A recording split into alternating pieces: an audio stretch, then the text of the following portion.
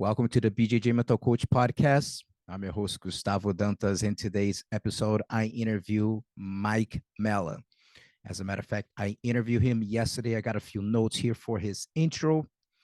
Originally from Sweden and now based in Brazil, Mike Mella is a 49-year-old published author and Brazilian Jiu-Jitsu enthusiast. He's a brown belt. Married to a Brazilian and father to two real-born children, Mike brings a personal connection to the vibrant culture of Brazil. He holds a university degree in psychology with a focus on cognitive behavioral therapy, but writing is his main professional endeavor. Mike's journey into Brazilian Jiu-Jitsu began with a life-changing first experience with the martial art.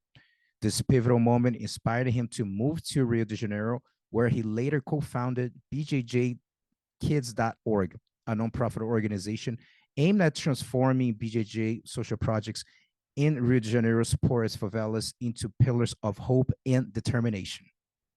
Mike is excited to share his insights on Brazilian Jiu-Jitsu, personal growth, Brazilian culture, and how his diverse interests integrate and enhance his approach to life and writing. So if you're listening to the audio version on Spotify, at the end of the episode, I share my final thoughts, my takeaway. Sometimes I talk a little bit, sometimes more. The title of the episode is Service to Others, and I'll expand more why I'm titling the episode that. And of course, is a core mission uh, of Mike, and especially with the nonprofit organization, very aligned with Jiu-Jitsu Tribe's mission. So that's why when I heard about it, got in contact with them. I believe we got in contact the first time maybe last year. We've been in contact and was able to schedule the interview. Talking about Jiu-Jitsu Tribe, everyone, thank you for anyone who supported our fundraiser, especially for the floods in Brazil. We were able to donate 12,000 reais, which is about nearly $2,500. For some people, maybe think that is not that much, but especially going 5-1, it's a huge help. And tragedies like that, anything helps. So if you still want to participate and support, just go to jujitsutribe.org and you can make your donation. If you have any suggestions of people you like to hear, maybe even hear someone again, and someone that I have interviewed in the past a long time ago, always can send me a message on Instagram, Gustavo Dantas BJJ. And let me see what else. Next week, I'll be in Atlanta. I believe I leave on the 30th or May 30th, 31st. So we're in May right now. I'll be at the Novo União Experience. I went there last year. Great time. It's a jiu-jitsu camp, and I'll be sharing some jiu-jitsu, some mental skills training. So it'll be awesome. Same weekend of the Worlds, but I'm not attending the IBJJF Worlds this year. I do have a few students actually competing, not too many, but GD Academy's coach, Josh Rodriguez, is going to be there. So, but I'll be able to watch a little bit. But as I has mentioned here, I'm not as deep into competition as I used to be, especially with the coaching. I'm getting back into some training again to compete, especially at the Master Worlds. That's the plan. And with that said, just giving a shout out to the team that is helping me with control physical therapy in Arizona. Greg McClarty, huge help, especially dealing with my neck stuff. Unfair Advantage Performance, helping me big time with my recovery. Cold plunge, the sauna, incredible. It really helps me. A big one, man. New Hope Regeneration, I have talked about here before. If you have a chance, check it out. Game changer. I don't think I would be able to be training for a tournament right now with my issues that I had with my neck, and they were going for quite some time. And man, super just stoked with that.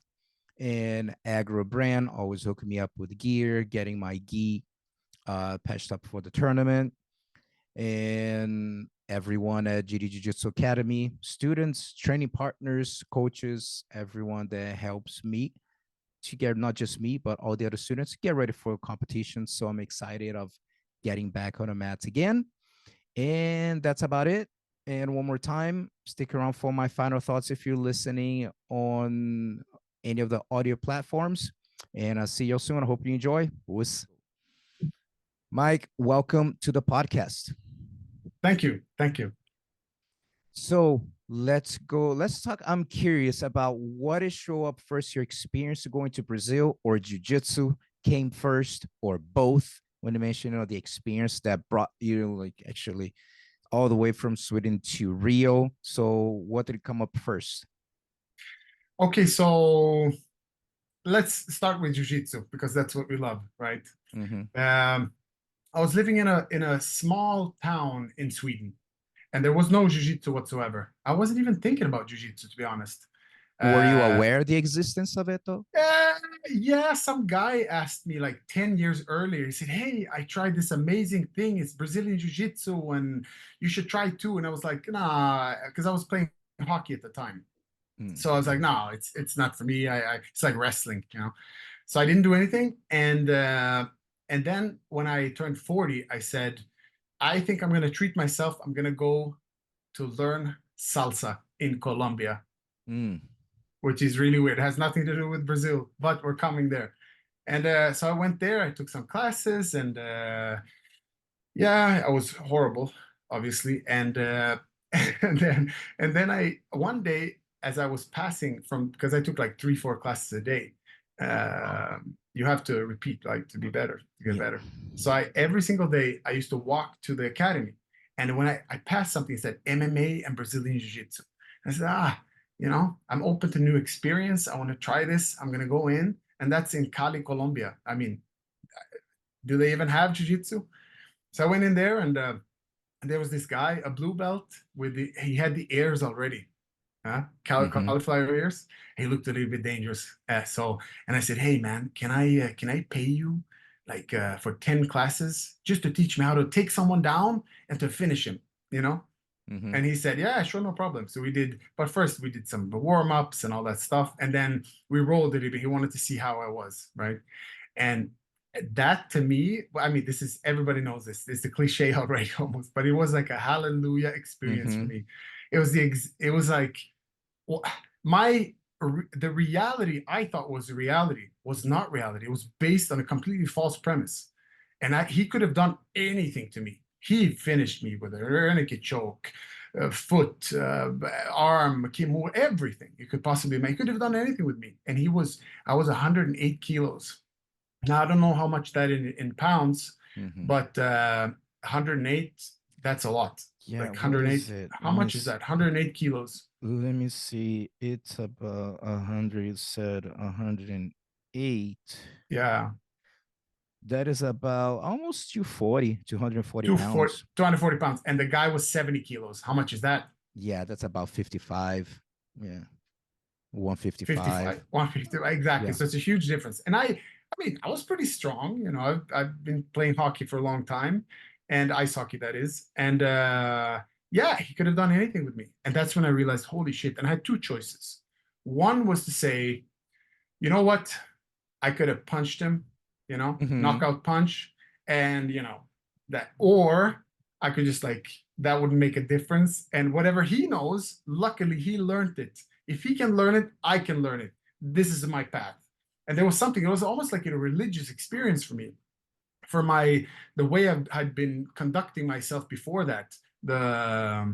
I think it's the ego, right? It's like you're carrying yourself, and you're like, I'm gonna do that, and something unresolved, right? That's you're carrying inside because you never tested it. It's like kung fu, or The like humility pill, right?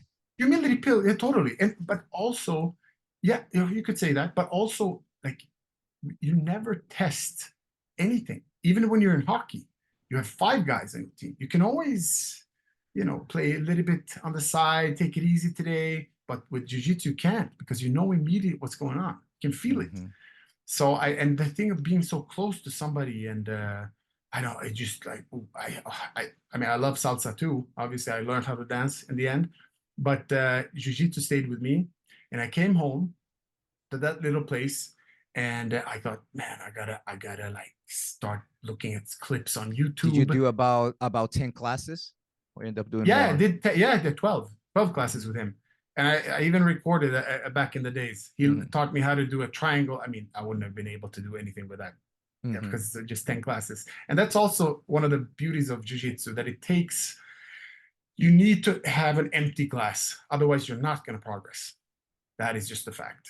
So I call it the white belt mentality, Mm-hmm. starting from beginning. And I think one should keep that throughout, because every time you think you know, you know that you don't know, because someone else is Mm-hmm. going to come there and teach you that you have no idea. I mean, how many times hasn't it happened when I rolled with someone like Toquinho, for example? I rolled with him quite a few times.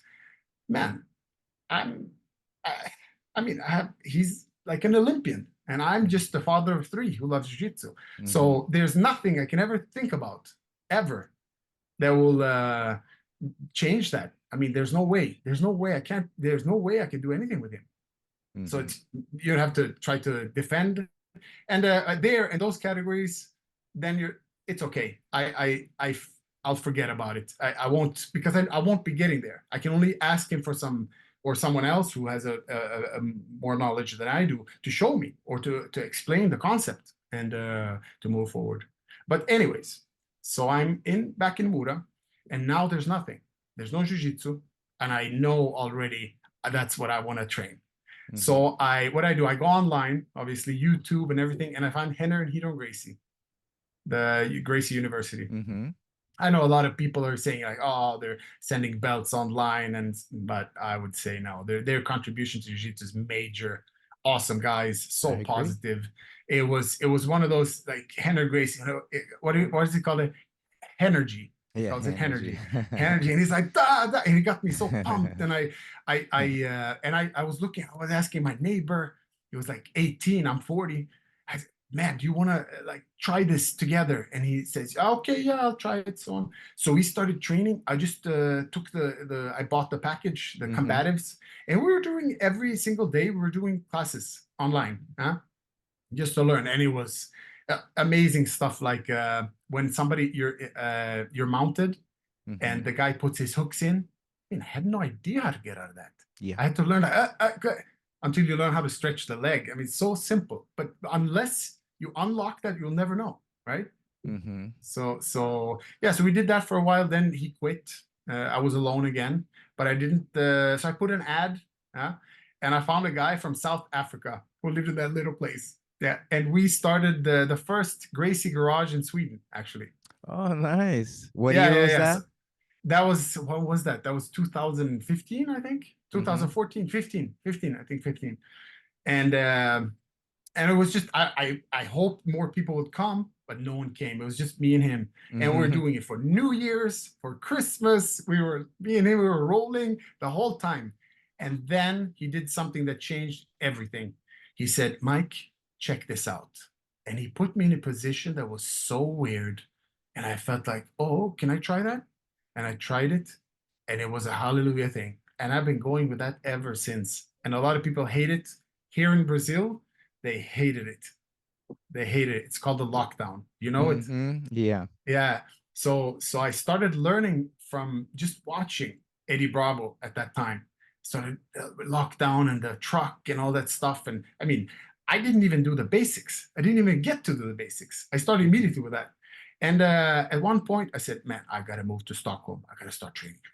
And there was a 10th Planet Academy in Stockholm with my Mm-hmm. coach, Magnus Hansson. He's Eddie Bravo's first black belt in Europe, on European soil. Because Ralph Warnicking was the first one first European, but he was the first one on European soil. So I went there, and I went to Brazil also for the first time. Actually, before I moved there, I went to Brazil. It was a 6-week journey. I took some time off from work, came to stay at the Connection Rio, the one of the, Okay. I would say, you know it, Yeah, I think what's the name of the the owner. but yeah. Um, Is that Dennis? No. yes, Dennis, Yeah, exactly. Dennis 8, And I maybe. thought, yeah, yeah, exactly. And I love the guy, but his hostel in the end was so shitty. It was probably the worst place you could have. I mean, it was, the water didn't work. It was stinking. It was not, but it didn't matter because we Mm-hmm. had a tatami there. He was like coming in every day with his good spirit. And yeah, we're in a house there, and I was in Brazil for the first time. and already living so close to Pedra da Gávea, which is the major mountain here, I just felt like, oh man, this is the place I really want to live. This is the place. I'm in the wrong place where I'm now. This is what I want to be. But you can't just move. It's not that easy. Yeah. You don't know anyone, and then when I was there, I started training. I took like private classes, just like the salsa thing.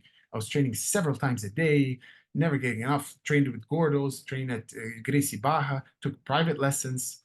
I was really into it. And then I said, man, I'd like to compete, get the experience. Why not? And there was Rio Summer Open, right? So I asked some of the black belts, hey, can you sign for me so I can train? No one wanted to sign. No one wanted to sign. I don't How know why. come?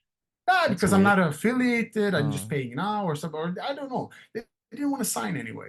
So I like, wow. So okay. So one other guy from Switzerland, he told me, no, but there's a thing called the Globetrotter BJJ. Globetrotter BJJ. Christian.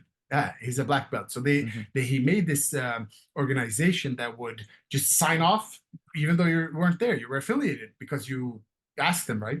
So I got it, the signature. I was under them, Nice. and I went there in the Tijuca Tennis tennis club. Mhm. Yeah, which is a new experience. You walk in there, everybody's screaming and shouting. It's so warm, sweat. You can barely hear when they call out your name. And I'm there, and I go up against some Gracie Baja guy, and I just had one sweep called a flower sweep. That's pretty much what I had, right? So I did that one and won by points. And then the next one, there was a big guy, Brutus was his name on the back, right? He's from Top Brother, from Kashkinia. You know Kashkinia? Yeah. Top Brother, yeah, they're a good friend. So I'm there and I'm looking, and I did at the same time I had a guy who was filming me and doing like an interview. So I have that one, which is really nice. And I said, I'm just gonna go out there and use technique, But of course, I was inside. I was super like nervous, but it was good to have that camera because it felt easier. And I went out, and immediately I pulled half guard, got into the lockdown, kept in there because my lockdown was really shitty. Obviously, I mean, since I had to learn it myself. And then I swept him in the last 20 seconds and submitted him by the first choke I'd learned with a gi, which is to grab the collar, go around, and just like put a lot of pressure. I mean, we're white belts, so and he tapped 2 seconds before the end, and I was like, so I came home with a gold. And I said, this is what I want to do. This is, I love this. This is like, so I went back to Sweden, moved to Stockholm, started training under Magnus, stayed there for a few years, and then I went back to Brazil several times. And one of those times, I met my beautiful wife, Manuela, and it turned out her dad was. I met him first actually at the academy, and we became friends on Facebook, which doesn't mean that much, but because he had lived in Sweden, so he spoke Swedish, which is really weird. Later, I meet his daughter, which I had no idea that was his daughter. So we spoke, and then she was checking like, oh, you have friends in common with my dad. So she asked him, and he said, no, it's nothing special, just the guy I met. Okay, good, because she liked me. So and now we're here, have 2 kids, Yuri and Zara, 5 and 2.5, and I'm living here in Baja Tijuca. And I think I'm going to stay here forever, hopefully, because I love this country and this culture. How long you've been living in Brazil now? Okay, so I came here the first time 2016. Then we came here to live just before COVID struck. Okay. Yeah. So COVID struck, and we were staying here for like a month or something, a month or 2. And then it was starting to become, they were removing people from the beach. You had to wear a mask in the forest. Totally insane stuff, right? And I don't know how you are with the whole COVID thing, but I can tell you right away, I'm not a big fan of this, right? So I spoke with a friend of mine who said, no, come to Sweden. We have nothing. We don't use masks. The kids are at school. We're working normally. Everything's functioning well. No problem. So I said, okay. So we got out on the last flight. It was like just one flight, Air France, from the whole airport. So we got out, stayed there for like 2 years, maybe, then came back here to live. And that's actually a pretty funny story. Go ahead. Okay. Yeah. Okay. So my wife's Brazilian. Mm-hmm. And I think there's something about the sun and the beach, especially if you're Carioca, you know. Mm-hmm. So, and also it's the importance of family here. Family is super important. And she was not really having that energy.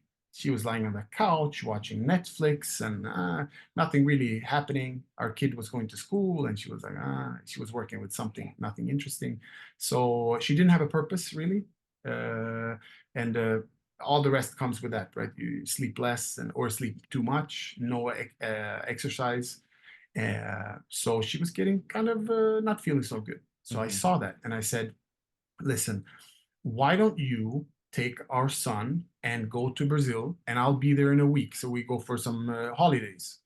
And she said, okay, she was happy, right, to go to Brazil for a while. So she went there. And what I did, the plan was this. I signed off on the lease of the apartment. I left my job and I put everything in storage unit. And then I Nice. came to Brazil and I didn't say anything. And then I just asked her one question. And this is something I think is super important for all the Brazilians going abroad, like thinking it's gold or, oh, I'm going to be. Yeah. It's like, this is the question I asked. What is the price of being far away from your family? Is it $1,000 a month? Is it $2,000 a month? What is the price? Because your dad's going to be older. Your grandpa's going to die. You're not going to be there. You're going to miss all the crying, the fun stuff, the laughter, Christmas, beach, Sundays, dinner. You're gonna miss all of that. You know? Is it worth the $1, $2, $3,000 a month? And she thought for a while, and she said, "No, we're staying here," and we've stayed ever since. So Beautiful. How yeah. long did it take? For people don't know, I guess Mhm. fluent in Portuguese. How long until you felt like you're proficient? Okay, so I spoke Spanish. Mm-hmm. That helps. Even before you went to Colombia. Yeah. I spoke Yeah. Spanish. Spoke Spanish, yeah, because I'd been living in Barcelona for 2 years, so Gotcha. my Spanish was pretty good. But today, if you would speak Spanish with me, I would sound, I'm sorry to say, but retarded because I can't. They're so similar and There'll yet be they're the different. like Brazilians talk about the Portuñol. Portuñol. I think Yeah, it's worse because I can't. It becomes. it's your own dialect, sort of. It's exactly. Yeah, dude. Um, Learning another language, it's so impressive when I hear people that do multiple. I'm talking about five, six. It's just Mhm. insane. Um, and how was it for you adapting to Rio? So maybe some people don't know much about it. From Rio, uh, Rio can be there's a lot of sketchy places, a lot of sketchy things happen, especially in the past few years, Mhm. um, that don't help the reputation of the city. Yeah. I lived in Brazil. I lived in Rio for 24 years, and I've been in US for 25. Right. Mhm. So I did have, my experiences growing up, rough ones from, yeah, being robbed to try to be kidnapped. It's just all kinds of stuff, like has happened. Not that I'm saying like don't go to Brazil, just understand that it's a different world and you need to be super mindful. I'm not walking around you need to be mindful. So how's for you the difference of being in Europe, that a lot of the concerns that you don't have there in Rio, you must be more aware. Mhm. I think I don't know here. I don't know. Maybe it's me, but I try to see the good in Mm-hmm. people. Even the guy that's doing what he's doing it for some type of reason. Maybe, I mean, either he's not very happy in life or he wants to go the fast road, and you know where that's going to lead. Mm-hmm. But I mean, I see things as things and people as people. So, for example, if somebody comes and robs me, I'm going to give him my phone. If I have a wallet, maybe I have an extra wallet. So I'll give him the extra wallet. If he takes Mm-hmm. both wallets and the phone, I mean, what can I do? You know, we lose things. Those things we can get back. We can get those things back. Now, walking around with a camera like this, obviously is not a good thing. Or walking around with your iPhone 15, like waving it like this is not very good. Unless you have someone with you, right? And you can be robbed. I mean, these things happen.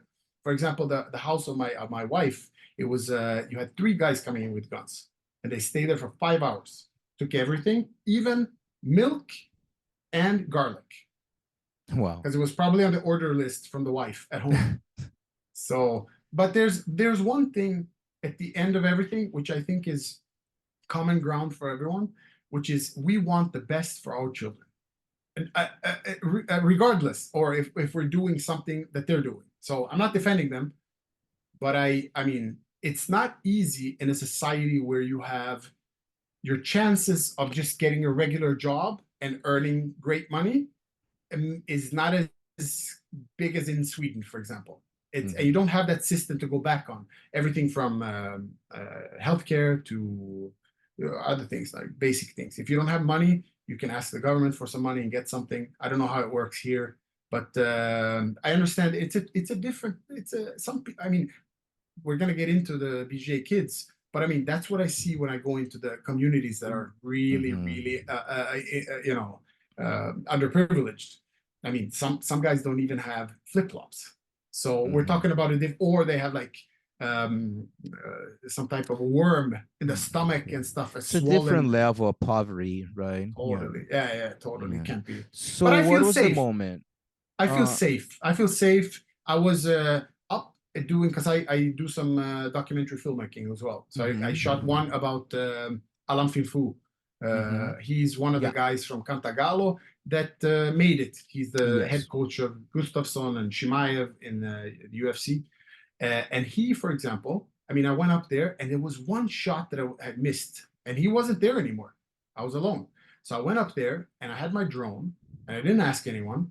And I was up on the top of his roof, which is like really high up. And I started going with the drone towards the ocean and back and filming and stuff. And then 7 guys came up with guns to see what this gringo was doing. Because they call every foreigner as a gringo, right? Yeah. So there was but they weren't like, I wouldn't even say that they're unpleasant. I didn't feel like threatened in a way, because I think you need to know that there's a hierarchy. You can't just, like, when you're in the comunidade, in the favela, they're not just going to go and rob you. I mean, it can happen, but there's more like a hierarchy. Like, you can't really do stuff that are complicated unless you ask someone. So where am I? I'm in Finfu's house, on top of his house. I'm filming a documentary for him, and he's a well-known guy there. That's where he's from. So obviously, I mean, I'm pretty safe, you know. Yeah. So for sure. So what was the moment that you thought about, you know what, I want to start something? So with the nonprofit or the BJJ kids. So what was the moment that you decided, you know what, I do want to do something about it? Yeah. Okay. So that's the one. I mean, it comes from it's the one of being in the service of others. It's one of the most. I mean, it's been around forever, and it is really the key to like release some of the whatever you have, whatever you got going. If you start focusing on other people, it's going to alleviate you. So, for example, I don't know, war veterans, people have been in different situations, trauma, whatever. We have jiu-jitsu, right? But we also have being in the service of other people. It's amazing. It's like, hallelujah, right? So I was, and I do that a lot. I don't like with people that I meet, and so I don't charge them. I'm not like, hey, because I see where they need where they have a necessity. And then I go, hey, do you want me to help you? I can help you with that. So at this point, it was Claudio Silva, which is he was a UFC fighter at the time. Now he's a former. And do you know what it is, by the way? No, I don't think so. Oh, he was in the UFC, Hannibal, they called him. And anyways, so I saw him. He was speaking English in front of the camera when I was training at a gym, and he was going so fast. So I told him, listen, bro, you're good. Your English is good. It's fine. Just slow down. I know you're a little bit feeling maybe embarrassed or something because you're speaking English, but you're doing well. Just slow down. It's going to be great. You're going to get the message through. And so we started talking, and he talked about an onge that he was like getting cesta básica, which is the food, like 1 month of food for in a package Yeah. for families.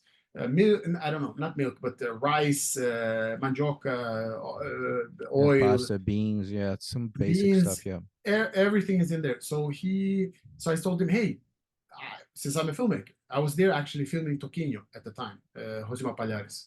And so I said, if you want, just tell me, I'll go with you.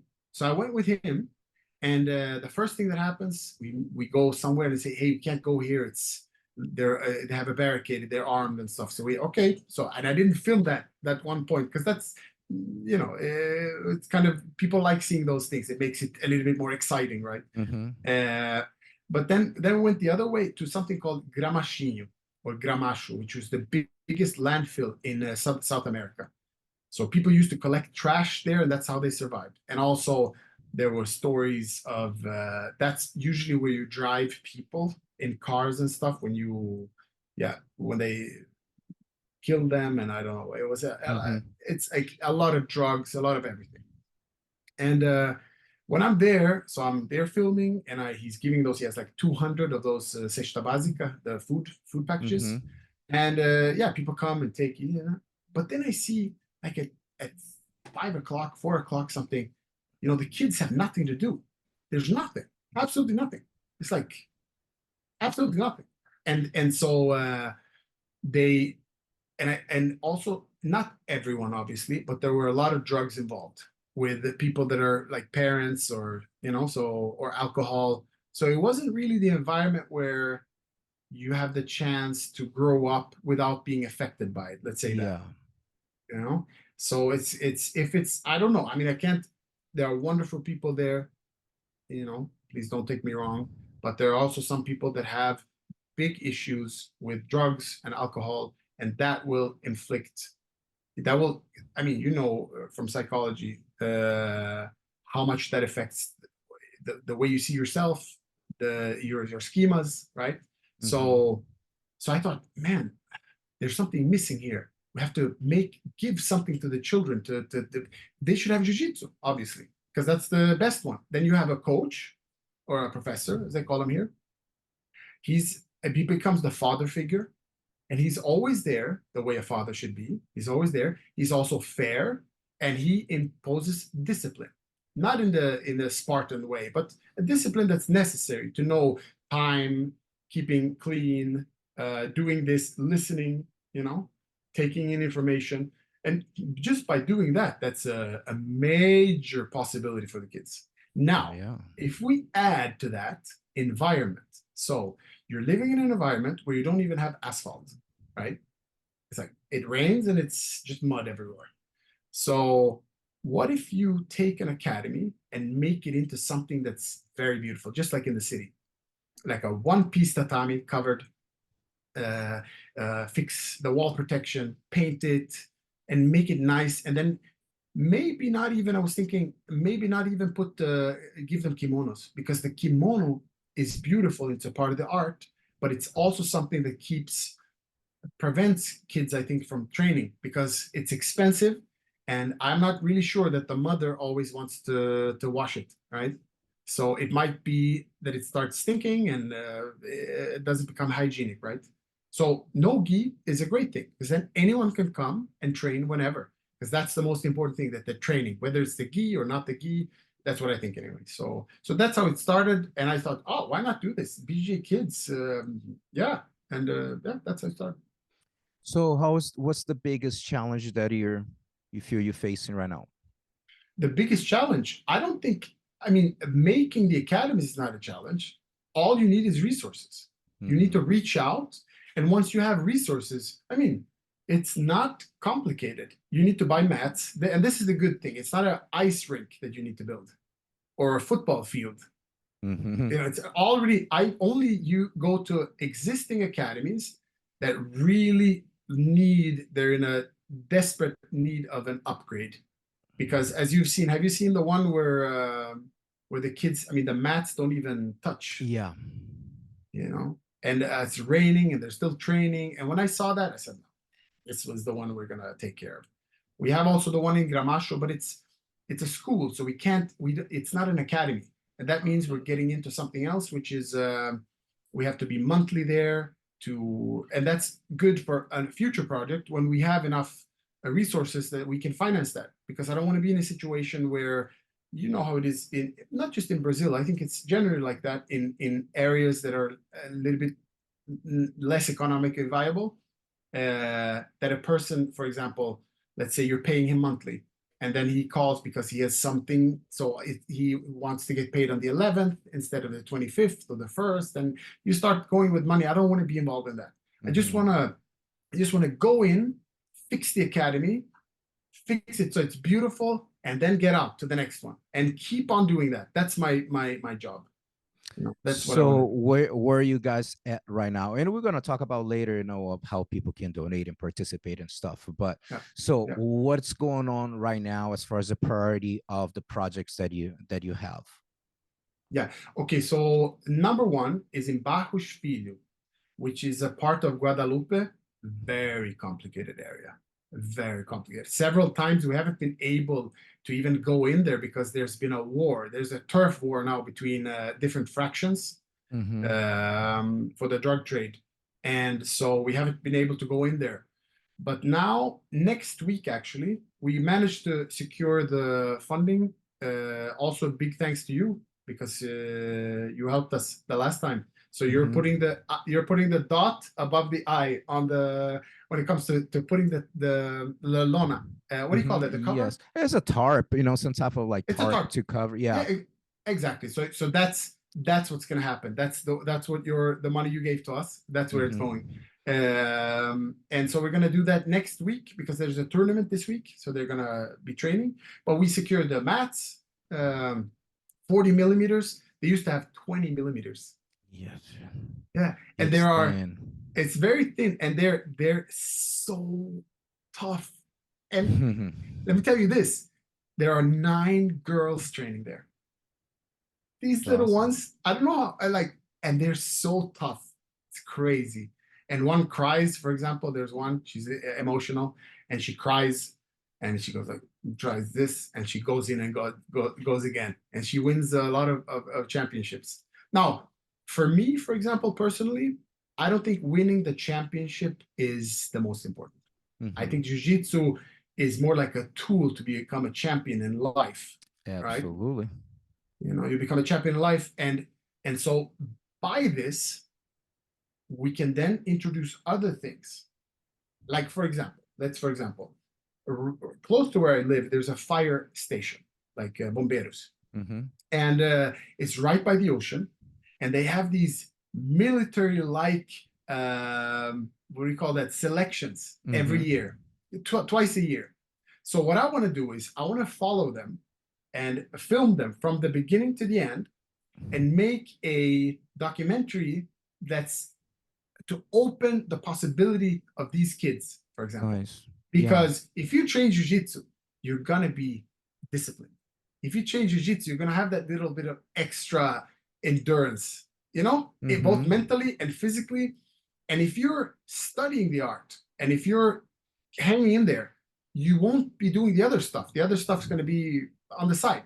So, and then you have it because, you know, if you have a clear goal, like I want to be a bombero, I want to be a fireman, for example, then you know that. And also you will see what the road looks like.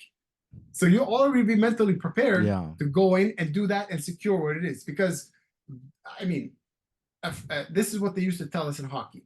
Okay, everyone, if you ask all the kids, 20 guys in the room, 25, I said, what do you want to be when you grow up?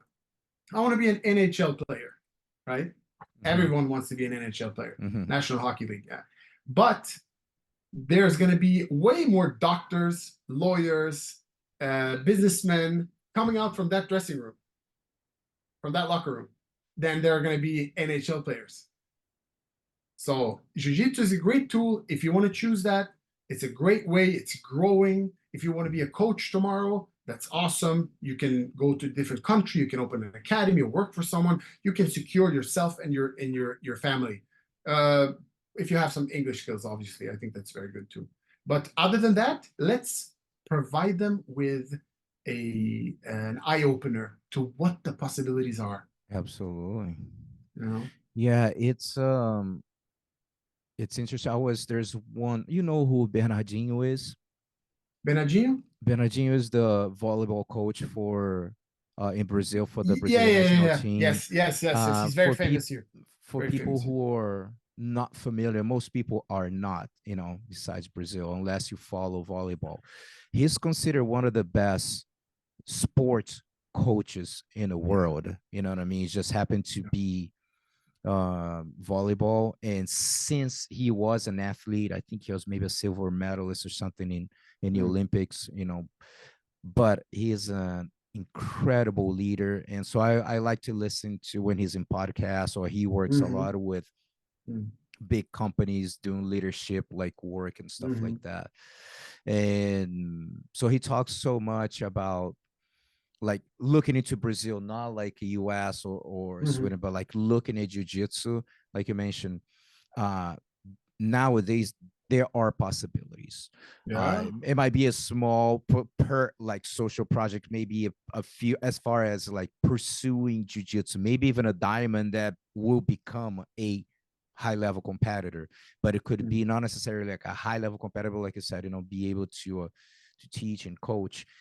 mm, And he's big in discipline and resilience and stuff, but he talks so much about necessity and passion, because mm, for you to to really make it, especially in a competitive level, he talks about like his son and end up becoming like the captain of the team, like one of mm, the best players in Brazil. And he didn't have the necessity. His dad, it mm, came up like well from, uh, a good family, financially speaking, and then eventually his dad being more, so it wasn't a necessity. It was the passion to be mm, really like deliver, being part of something, make, mm, and he talked about the players that there's the necessity. Of course, they enjoy playing, but yo, mm. this is all I have, man. You know what I mean? It's Yeah, volleyball, yeah, and that's yeah, about it. yeah, And that yeah, happens in jiu-jitsu a lot, to the yeah, necessity. And there's yeah, nothing more motivating than necessity, that's for sure. So when you yeah. get the combination of someone that, man, I really enjoy this, Mm, and that's my ticket out, you know what I mean? I'm gonna go all in. So this is something that I feel that in US is definitely not as, you know, uh, let's say it's gonna happen as much, just because you do have more opportunities of getting mhm, a job. mhm, Again, still a lot of the lessons that jiu-jitsu is going to teach you, that you will be able to transfer either going mhm. to school or whatever. Yeah, But yeah, it's not so much like from a necessity point of view. yeah. Like, I decided that I want to pursue jujitsu, and when they have an academy, I didn't know I was going to live abroad or whatever, but I was Mhm, 16 or 17 years old, mhm, and my mom started from zero to raise my brother and I by herself until mhm, get to like a low middle class and be able to like, mhm, we're fine, but not like I'm set. I still gonna mhm, have to choose something. So my life was dedicated to those years of like, man, improving jiu-jitsu. And back then, one way that we thought to this has changed a lot. But back in the mhm, 90s, or even beginning of 2000s, people think like, man, I need to win so people know me, so when I open a school, there's more reputation. And it's definitely not like that. That has changed like way way long time ago. But there was, back then, that was kind of like sort of the mindset. So on that end, brought a lot of unnecessary anxiety to me, that mhm. of like, if I Of don't course. win, I may not be able to have my school. And not just me, but so many people carry the unnecessary baggage of like, oh man, if it this, like it's not like that anymore. But anyway, for me, it was still part of my necessity of like make a living with jujitsu, to come here Mhm, to the US with, $2,000, and then just kind of like, all right, go ahead, so to find a way. And I chose to sacrifice my competition career just to like okay, Yeah. to make a living. And again, different times, 1999, very different what jiu-jitsu was here and here in US, and I was in Brazil, whatever. But uh, the necessity kind of brought me here, not just the passion, like, oh, it's okay if it doesn't work. Like, Mm. well, right now there's Mm. no other way out. It needs to Yeah. work.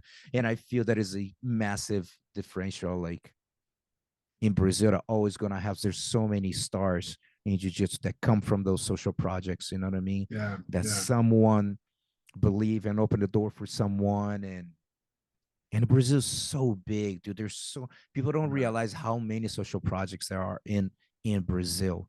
You know, there's so many incredible people, incredible leaders dedicating their lives to teach for free and don't Yeah. make any money.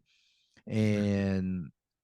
And with us, you know, that's why when I got in contact with you, because our mission is very similar to like to support those social projects, you know what I mean? Yeah. What can we Yeah. do for them so Yeah. they can keep serving or serving better the kids to Yeah. experience other stuff, you know?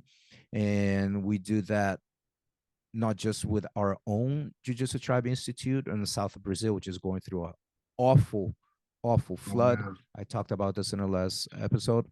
And but like projects in general, helping them the best way possible. So Mm. uh congrats for your, you know, your Thank you. dedication to kind of going out there Thank you. and making a difference, you know. Thank you. Thank you. Yeah, it's something we hope to increase this, to grow and do it. I mean, there's no limit to what you can do. We can also be affiliated with others who do it in other countries. I mean, this can Absolutely, grow to yeah. be big, really big. But the thing is, I mean, I also have to work. I also have to, so I can't Yeah. put 100% into BJ Kids, which I would love to. But I'm doing other things also. So, but we make it. We make it. I'm good at delegating, so it's Yeah. good. It's So good. let's talk a little bit more about your professional life. Hmm. Um, so what are you currently focusing on? So you're a publisher and writer. Yeah, I And have a site called 21days.se with my partner Theodore, oh yeah, let's and talk about this because we did when we were chatting, but let's yes, talk about because super interesting. Yeah. yeah, yeah. So we published a book. This is the book here. It's called 21 Days with Dragomir, and No. Okay. it's about facing your fears. It's like 21 days with 21 themes and 21 challenges. So it's combining theory and practice. So we have an online course, and we have but it's in Swedish, so Mm-hmm. probably no one's gonna go watch it from Mm-hmm. your audience. But anyways, it's a way just to. It was kind of, the thought was to provide. Let's say, for example, that you're not here tomorrow. What would you like your children to have as a kind of a manual? Mm-hmm. That's pretty much it. So in this one, it has day one, for example. You start with other people. Other people. So the importance of seeing other people, giving them, seeing them. If you see them, they're going to see you. But it's all out there. It's all information that's been here for thousands of years. Yeah. But we kind of compressed it together. And the interesting thing is this character. He's Dragomir. He used to be in crime, deeply involved in crime, Mm-hmm. right? Criminal, hardcore. And at one point, he did a robbery and I don't know what, and then he got some jail time. And while he was in jail, and he comes from a broken home, right, a dysfunctional family. And then when he was in jail, his brother died of an overdose, his sister died of an overdose at the same time. So he was kind of lost, and plus he didn't know who he was anymore. So who am I? Where am I going? I'm here. What's gonna happen after this? Am I gonna go back to that? Because it's not a good future ahead. And so there was this guy. It's a moment that he reflects upon in the book. There was a moment where another guy, which was his cellmate, was a really weird guy, very silent, only reading, meditating, breathing, and stuff. And he only spoke the truth, right? So, and that's not so easy in jail, because some guys came and they stole something, in there where they were. So he told the guards, and you can't do that when you're in jail, right? So they beat the crap out of him, and he was all like this, and he said, "It's okay. I was a really bad man in my life. I deserve everything coming my way. I just want to speak the truth." Right? So okay, and he didn't do anything. The guy, the protagonist, and this is a true story, and he didn't do anything, and he felt so bad about it. Just watch this guy getting beat so severely, and he didn't do anything. He was just standing there like frozen. And then the next time they came, because they came again, he said, "No, it's enough, enough." He said, he stood up for the guy and he said, "No, you're not going to do anything." "No, but he did this and that." He said, "It's okay. He might have done this and that, but it's enough. It stops here." And they were like, "Okay." So he stopped them. And then the guy just looked at him and said, "You know what? Come with me. I want to teach you something." He didn't even say thank you. So they went they closed the cell, and he started teaching him, breathe in, breathe out. And they was doing breathing. And by this little moment of learning something new, and he was open-minded, right? Open for new experiences. This little thing changed the trajectory of his life by 180 degrees. So he started thinking, who am I? What do I want? Where do I want to go? What's my objective? Like he said, I want to be like, first I want to be a coach. He used to be a Taekwondo champion. So when he got out, he got called to be the head coach of the Olympic Taekwondo team that went to Rio. Mm, Yeah, so that's what it just happened like this. Who nice. would call an ex-criminal? Nobody. But they liked him. Someone liked him, knew his capacity, believed in him, didn't care about his past. If he would, gave him a chance, and he took it. And then he realized, I want to be doing acting. That's what I want to do. So the first movie he had, he was behind a curtain the whole time. And he asked the director, "Can I please just show my feet?" And he said, "Okay." So he could. And then this guy, you can check him out later. He became an actor, and he's very good friends with Tom Cruise. He's in the movie Day of Tomorrow with Tom Cruise. He's a wild guy with a beard, with a mustache and a beard. So he's in that one. He started getting roles. He's now he is the what do you call that? Not the host of a big show in Sweden. He was in the children's show, children's program as well. So he's many movies that he did. So people really, really love him. And this is his book that we combined his experiences with the knowledge that Theo and I have. So we combined it to form it into what is now then the series of 21 Days. Because there's a book after this one, which is called 21 Days of Grief for people who lost someone. So Gotcha. 21 days of it's like a guide through the sadness and the loss, right? So that's the next, and we're gonna keep on rolling. I wanted actually to make one of these books in Brazil. You know with who? Hmm. Wagner Moura. From Tropa Yeah, de I think he Elite. would be. I think he would be great at this. I know he has a little bit of a political agenda. He's on the left, right, and Yeah. stuff. But I think he's gone through many things, many challenges, and I think people listen to him when he talks. So I think he would be really good to do 21 days, 21 steps with him. That would be something that would be interesting in Brazil to do. Have you watched, for people who are maybe not familiar with the name? So he did the Narcos. Yeah. He was Pablo Escobar on Narcos. Did you watch the show Narcos? Yes, I did. Yes, I did. Yes, I have a little bit of a problem with shows where you know where it's gonna go. Mm-hmm. Like the movie Titanic. I never really watched it because I know they're gonna. I mean, I know what's gonna happen. I like Yeah. I'm gonna get fond of the people and then they're tragically gonna go. So, but that's an interesting thing that you're mentioning, Pablo Escobar, because right now, by some coincidence, a a book landed in my lap. Right, it's the biography of a guy who's very he's known in the US because in 2006, I think it was, he had a big Ferrari crash. He crashed the Ferrari Enzo in Malibu. And he was one of the guys behind a game console called Gizmondo. Mm. Have you heard of it? Do I'm you know? not I don't Okay, remember their him. company was worth $3 billion. Yeah, $3 billion, and he had something like 200 million or something. Um, so it's about the rise and fall, and we're taking it from the beginning, from when he was a child to all the way. So it's a super interesting project. It's going to be, we already have some producers hooked up to want to make a TV series from it, and everybody's waiting for the script. So that's pretty much what I'm doing all day long, every day, writing script. The interesting thing about the Narcos, I mean, honestly, I'm not, like I don't agree with his position. Hmm. You know what I mean? Yeah. Like his, like Hmm. you said, a political agenda or whatever. But as far as him as an actor, I mean, the dude is, the dude is incredible. And I didn't. Eventually, I found out that until that point of the series, he never really spoke Spanish.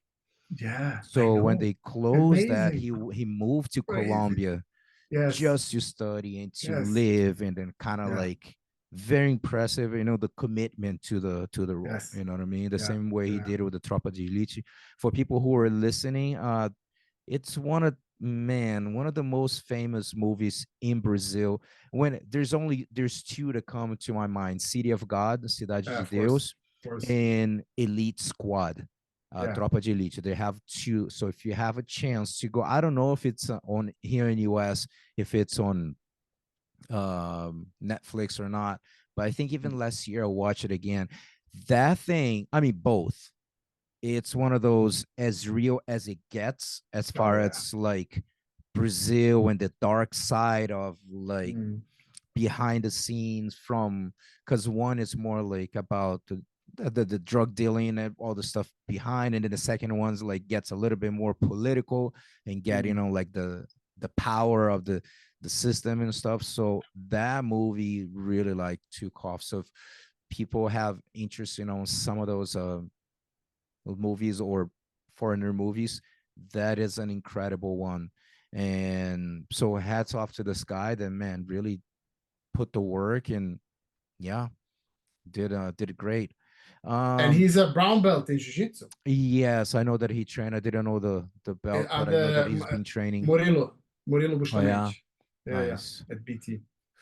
So what did you, sometimes I like to ask about books. It's Mm-hmm. especially for you, probably have read a lot of books, but when you think about a book that has made an impact on you at some point of your life, some point of your Mm-hmm. journey, and it could be personal development, it could be entrepreneurship, or could be whatever, but a book that you could recommend that has made an impact on you. Well, I would say you can read, but you can also listen. I've Yeah. realized one thing, that the power of sound is way more powerful than than reading, for me, that is. Mm-hmm, mm-hmm, Because there is a vibration in the voice, there's an intonation, there's a how do you say, let's say it this way. Let's say you watch a horror movie, okay, but there's no sound. mm-hmm, That horror movie because doesn't become a horror movie anymore, right? mm-hmm. Yeah. But if you listen to a horror movie without watching it, you're going to be scared, right? Mm-hmm. Because there's something in the vibration of your voice when you're speaking with me. I'm listening to you. I take part of, I'm here, present with you. So I enjoy listening to, and that's the major one in my life that made the biggest difference for me, is Earl Nightingale. Yes. You know him? Mm-hmm. Earl Nightingale. He's like the old grandpa you would have loved to have. Someone when he speaks, oh, I'm trying to remember the name of the book. you get rich and think and get rich No, and grow that's rich. Napoleon Think and grow Hill. rich. Napoleon Hill, exactly. But Yeah, he was working for Napoleon Hill. yeah, He's a I'm student trying of to Napoleon Hill. remember The Strangest Secret, I think, maybe. Exactly. Yes. That's I listened to that one every single day for years. It's a short one, Every like a single half an day. hour or 45 minutes. Yeah, Is that the yeah. one? There's one that is. Yeah, just to get reminded of those things. And you can Mhm. start it wherever you want. You're going to hear something that's Yeah. going to have a different impact on you, even though you're listening to the same message. So an impact on you whenever. He's I mean I he listen a I little prefer him. bit. I Mhm, listen a little bit of it last week because I heard of him because my I have a public speaking mentor that we know each other mhm, for 12 years, and he's mhm, like Joe Weldon here in mhm. Arizona. I'm just Yeah. blessed that he's what is he? He's got to be 82 now, still super active and Mhm, works. mhm, Uh, One of the most influential people in my life, actually. mhm. And as yeah, because I'm 49. He's been a professional speaker for 49 years, as long as he's been alive, you know. And so he was one of the trailblazers as far as like that beginner of like cassette tapes, Yes. and this. So the first because he said he was like a salesperson, Mhm. door to door type of deal, Yeah. and then Yeah. he was awful. He couldn't sell like anything. It was Mhm, just in a moment of his life that he was recently married to, very young. I think he got married with this sweetheart, like school from like when he was 18 or mhm, whatever. mhm. And it was a record back then, the record of Yeah. the strangest secret. Yeah. And one of his bosses said like just listen to this Yeah. every day Yes. for like 30 for a days. month, yeah, for a That's what I said. month. 30 days. Yeah. and then he all to this day he talks about that Yeah. experience changed my life because he never Mhm. been exposed, Yeah. especially imagine back then, to Mhm, get that kind of like positive mhm, talk and mhm. things for you to reevaluate and things that you haven't Yes. thought about it, Mhm. and then that changed his life. Completely. He got involved to even like selling those because he believed in Yes. that, and then his Yeah. career basically Yes. like it just Mhm. got him more and more involved. So the strangest secret, right? Yeah. Yeah. But it's true. It is really true. It's not magic. It's just like jujitsu. If you train it, you're gonna be able to handle yourself on the tatami. It's just the way it is. There's no secret in that. It talks Mm-hmm. about attitude, for example, body posture. I mean, there's nothing it doesn't cover. All the major ones. Like, don't wait for other people to do things for you. Do it for them. Mm-hmm. You be the one going out saying hello. You be the one pursuing something. What's your goal? Are you heading somewhere, or are you just drifting with the winds and the current? What are you going to do? You're going to hit some, rock somewhere. Can't be your destination.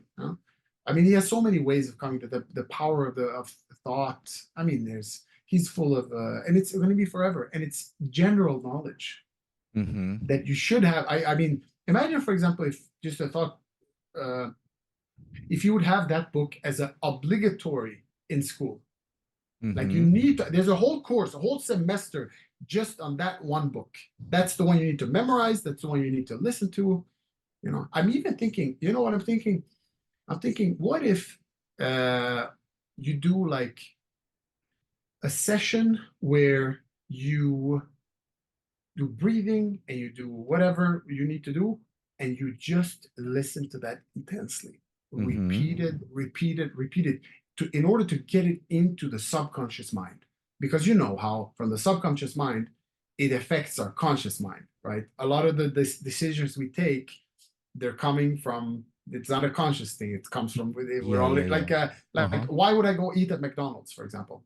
Why would I do that? It's because I picked up the cues earlier, many times as I was passing by. I didn't even notice it. And now I'm like, Mm-hmm. oh, I want to have those fries, yeah, or the hamburger.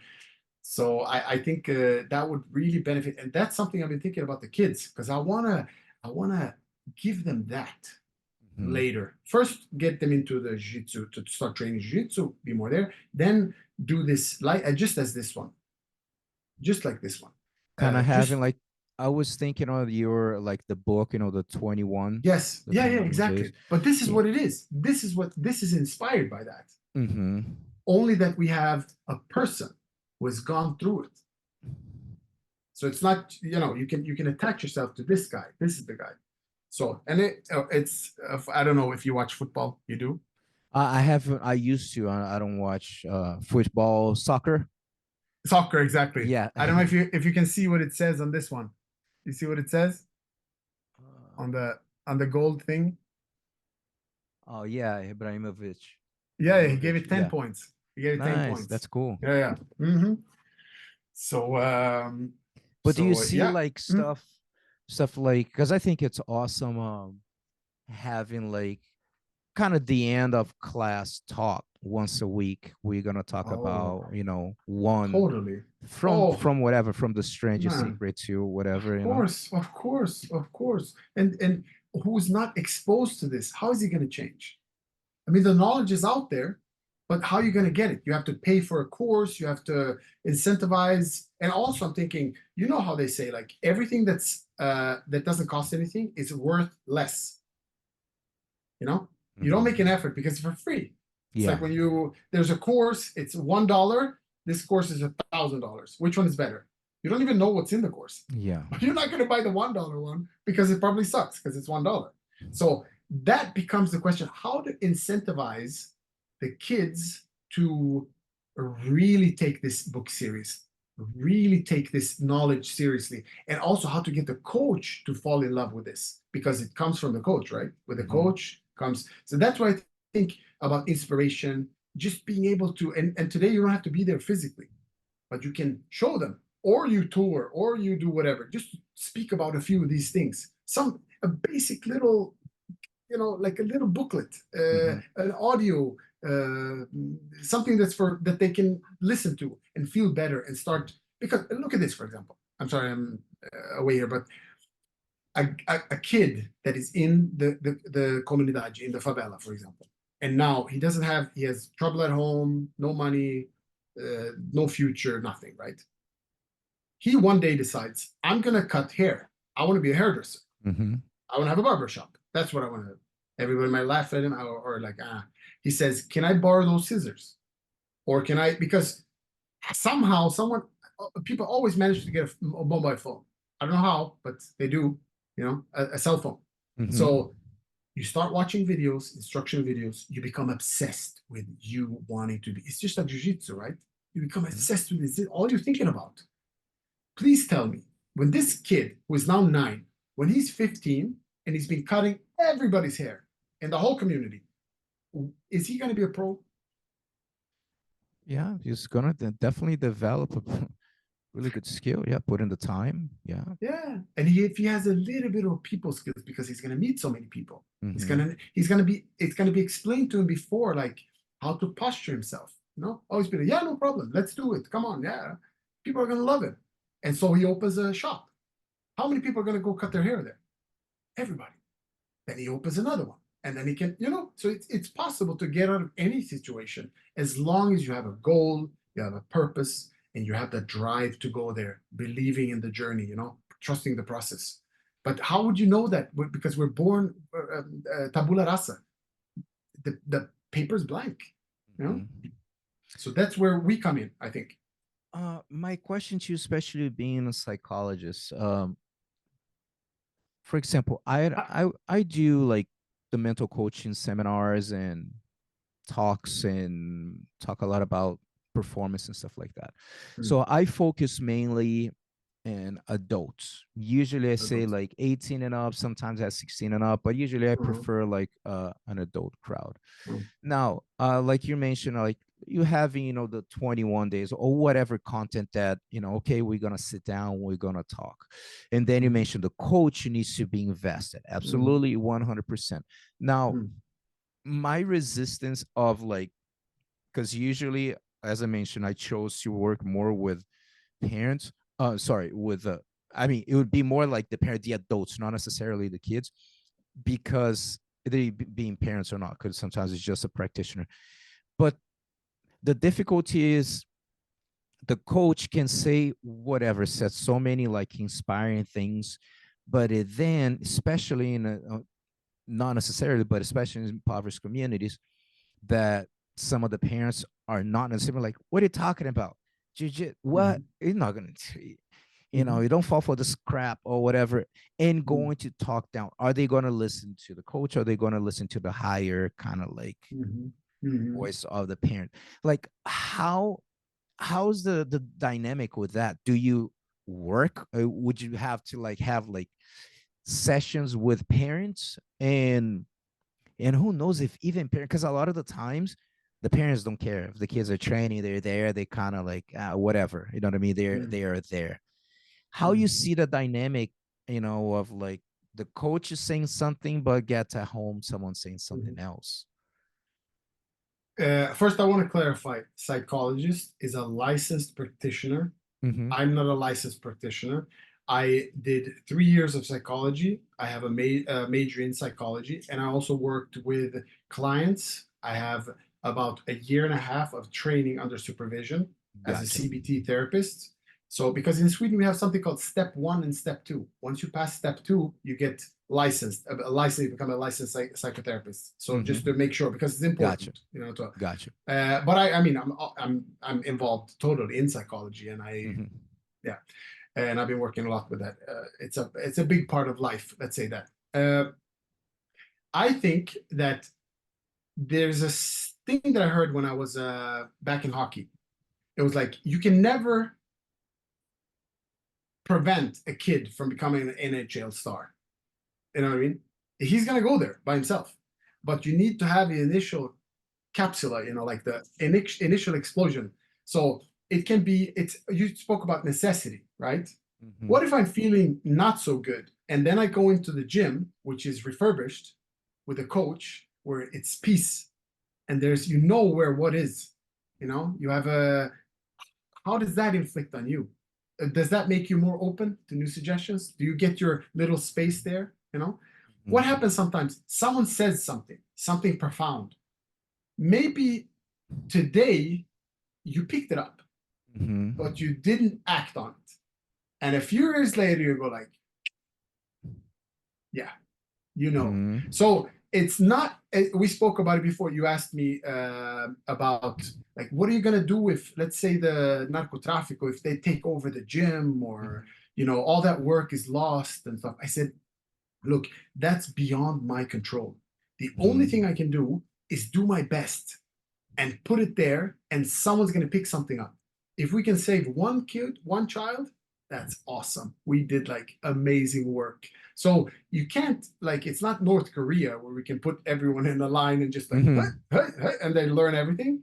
But I think depending on how you speak about it, I've heard some people, for example, I listen to them when they talk to children, and it's a lot of Bible, and it's a Mm-hmm. lot of like long talks of half an hour.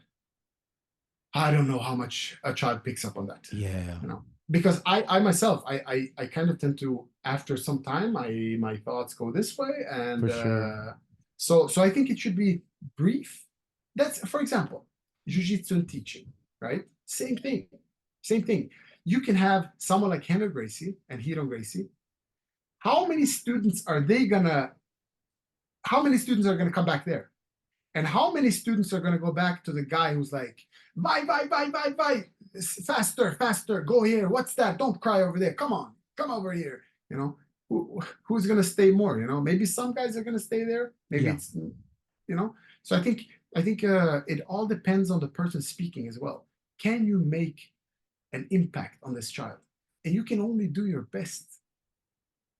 We can't calculate and expect, but we can also do like a process that's measurable, right?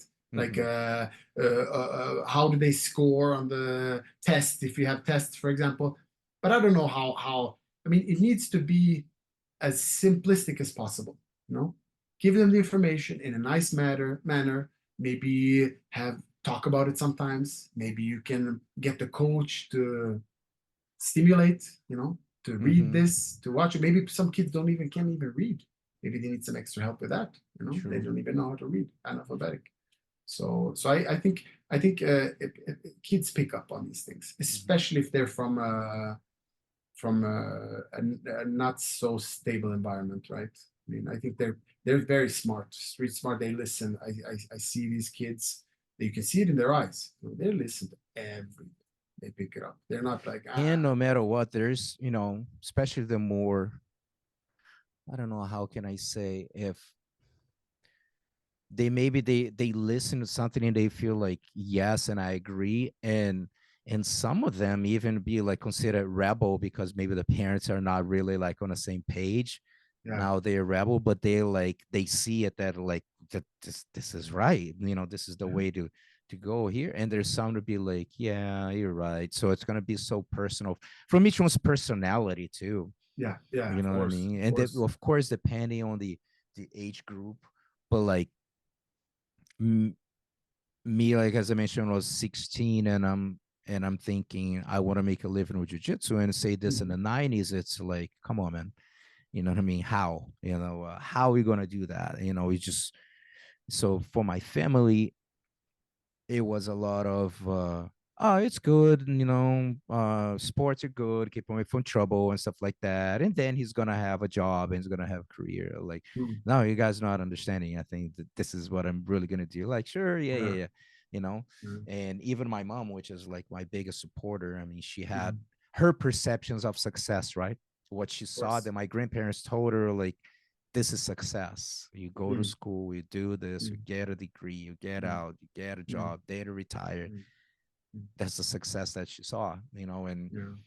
I feel the fellow when I was younger, I just kind of clash a little bit with that to be like, Yeah. who's talking about money? Because I did physical education Mhm. in UFRJ in Yeah. Rio, and just to do something that was related to sports, right? In Yeah. Brazil, all I could see was now I think you see a little bit more like maybe a jiu-jitsu place, but usually it's a gym and then there's a jiu-jitsu room where there are Mhm. classes, but they didn't have that many like, okay, jiu-jitsu schools. Mm. So to work in gyms and stuff like that, you needed the physical education degree. So I was like, Mm. wow, if I'm gonna Still work today. with it. Still Hmm? today. Yeah, yeah, yeah, Still yeah. they They're want to very make it strict today. with So that. They're very strict with that, which here in US, not at all. It's a joke. But mm. there they are super strict. So I just thought of like, well, maybe I can have my own gym and I Mm. teach and I have a room where I teach jiu-jitsu and I run, the fitness gym per se.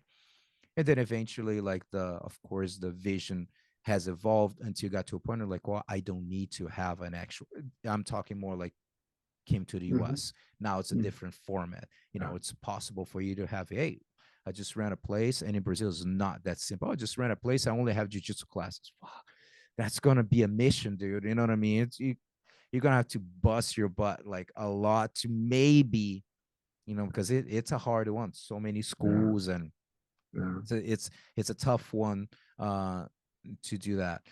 But anyway, but just having that for me, it was something that it just kind of I wanted. It made sense to me.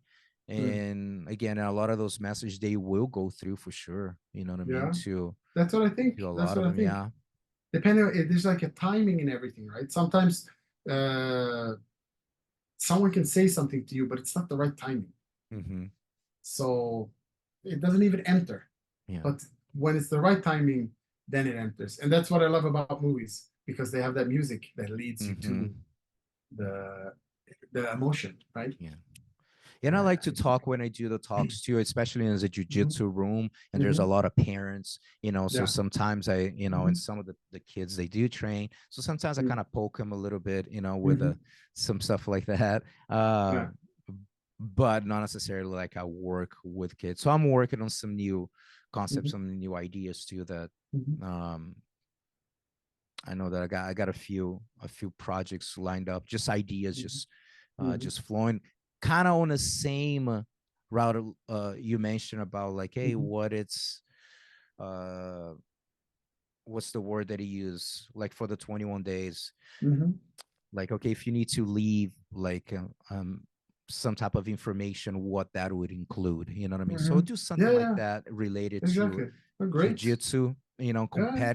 jujitsu competition, because Uh-huh. when jiu-jitsu competition is a big spectrum. It could be a 40-year-old Of course. competing Yeah. for the first time, and they were white Mhm, belts, and it could be a professional mhm. who's reading. So it kind of comes down like, okay, what kind of competency level are we talking about? There'll Yeah, be yeah. what kind of dedication you're gonna have. Mhm, So we're getting close to the end of the chat. I want to ask you, if you go back when you started learning jujitsu, mm, what would you what piece of advice would you give to younger Mike at the beginning of your jiu-jitsu journey?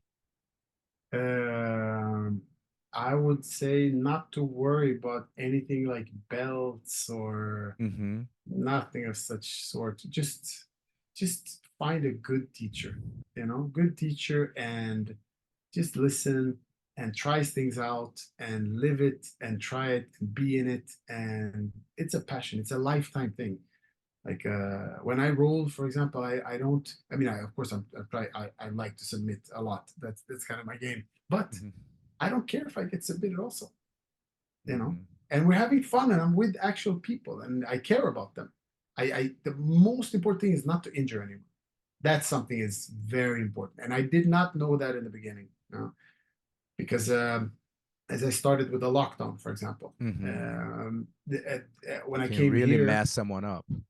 yeah, because when I came here, for example, just as a white belt, uh, I was rolling, and several much higher belts than me had to tap, right? And some of them didn't tap. They had problems with their knees instead. And I didn't realize that because I was seeing, like, first of all, I'm a gringo. Nobody wants to tap to a gringo, Mm-hmm. especially not a gringo white belt, Yeah. especially not if you're a black belt. I mean, why would you want to do that? It's Mm-hmm. like in front of the other people. You don't want to do that. But the lockdown is something completely different, right? It's something that's nobody knew what it was. So I caught them in the electric chair, which is Mm-hmm. called. Do you know which one it Yeah. is? Have you tried? Yeah. Yeah, so the electric chair, and I popped some knees, and I mean now. And in the beginning I was like, yeah, but I mean, you should have tapped or you should have no, that type of no. I'm there. I am my brother's keeper.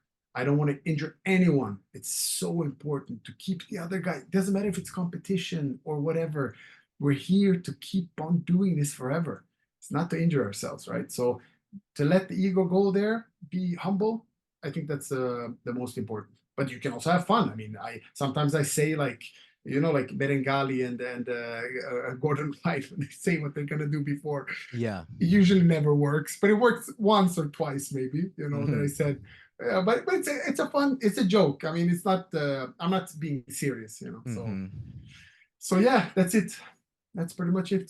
Take it easy, love it, and do it all your life, and spread it. Oh, this is the most important one. Your mission is to spread this to as many people as possible, just like Jehovah's Witnesses. Mm-hmm. You need to spread it to as many as you can because so many people benefit from it. I think I've probably gotten 30 people into Jiu-Jitsu. Probably.